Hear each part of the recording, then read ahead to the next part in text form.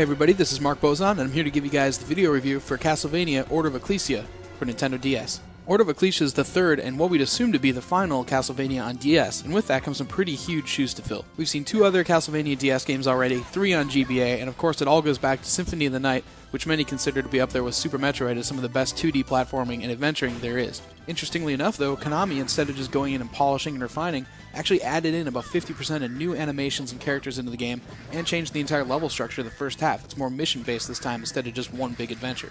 Newcomers to the series might not even notice this stuff, but for veterans, there's some things you're going to like and some things you may not like quite as much about Order of Ecclesia. For starters, let's get this out of the way. The game is beautiful. It's well composed, it's got amazing presentation value, and dozens and dozens of hours of replay time buried in there.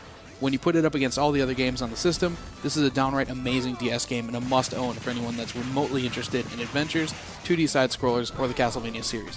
With that being said, though, there are some kind of odd aspects and kind of pacing issues that you find with this game overall. For starters, you got the glyph system. It's basically a hybrid between like skills and weapons and souls from the previous games, all kind of melded into one. And while there's some great magic-based abilities in there, many of the glyphs are kind of clones of each other, so you end up seeing a lot of the same things. You can check it out here. I've actually got a regular axe, and I'm going to switch over and throw a level 2 axe, and I'm switching again for the final level 3 axe. They actually get stronger, but you take that idea across regular swords and lances and throwing knives, things like that, you end up taking out about the first quarter of total glyphs that are in the game. Granted, there's some pretty amazing ones in there as well, though, so check it out. Each of these also have a glyph fusion attack, so you can take any of these and pair them together. You've got huge axe swings, you've got blizzard spells, here's a devastating, just gigantic golem hand crushing attack. Now, when you jump into them, they look really nice. They're really impressive. You've got underwater caverns, this haunted prison going on here, an ocean battle where you're actually like out in the high seas and you can see this ship completely out of control in the background.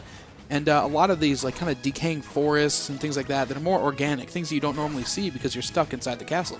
Since each of these areas also take up more tile space in the game, though, they're really short, and a lot of them are just as small as what you see here, running from one side to the other, and you're practically done with the area. And on top of that, the fact that many of these areas are actually duplicate tile sets of each other, so you've got a lot less variation in the first half than even you'd expect from looking at it.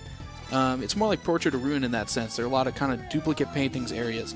So in the Temeo Mountains here, you can see it's repeated just hours down the line by this area we're going to switch to, the Tridus Pass.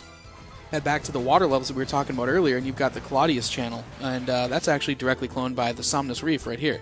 So yeah, that's 4 maps, but really they're using 2 tile sets and just changing a lot of the colors.